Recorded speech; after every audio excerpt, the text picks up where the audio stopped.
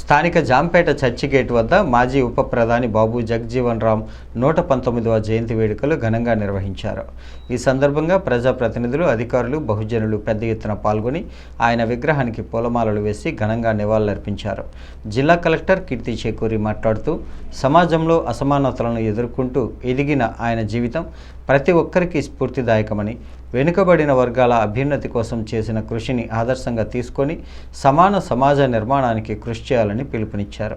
MLA Adireddy Srinivas మాట్లాడుతూ, బాబు జగజ్జీవన్ రామ్ జీవితం, ఆయన తీసుకున్న నిర్ణయాలు బడుగు బలహీన వర్గాల అభ్యున్నతికి దోహదపడ్డాయని, ఆయన ఆశయాలను ఆచరణలో పెట్టడమే నిజమైన నివాళి అని అన్నారు. ఎమ్మెల్సీ సోము వీర్రాజు మాట్లాడుతూ, దేశం గర్వించతగ్గ గొప్ప నాయకుల్లో బాబు జగజ్జీవన్ రామ్ ఒకరని పేర్కొన్నారు.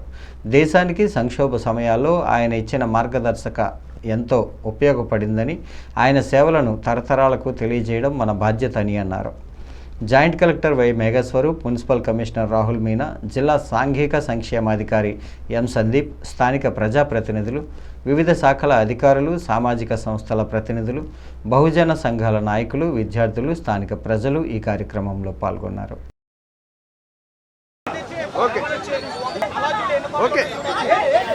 భారతదేశ స్వాతంత్ర సమరయోధుడు, one of the greatest India's leaders ఈ బాబు జగజ్జీవన్ రామ్ గారి జయంతి వేడుకలు మనం ఈరోజు రాష్ట్ర వేడుకలుగా మనం జరుపుకుంటున్నాము.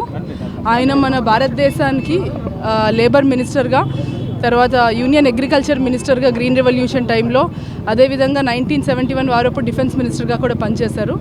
ఇదే కాకుండా ఆయన బీహార్లో పుట్టడము, ఆయన చైల్డ్హుడ్ అంతా కూడా చాలా డిస్క్రిమినేషన్ ఫేస్ చేయడం జరిగింది.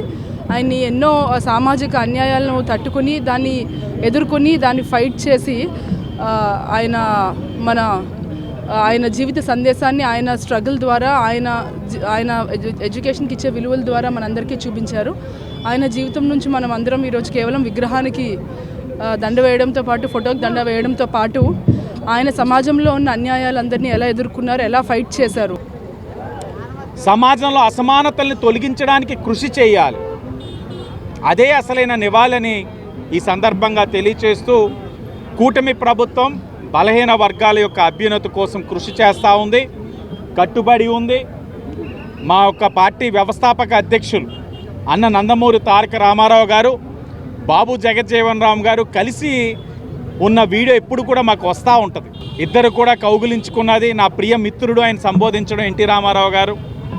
అంటే వారందరూ కూడా ఒక మంచి ఉన్నతమైన ఆలోచనతో, రాజకీయం అంటే, నాయకుడంటే పదవులు పొందిన వాడు అందరూ నాయకులు అయిపోరు, రాజకీయాల్లో పదవులు పొందిన ప్రతి ఒక్కరు నాయకులు అవ్వరు, ప్రజల యొక్క జీవితాల్లో మార్పు తీసుకురాగలిగిన వాడే నాయకుడు అవుతాడు. వారు అసలైన నాయకులు.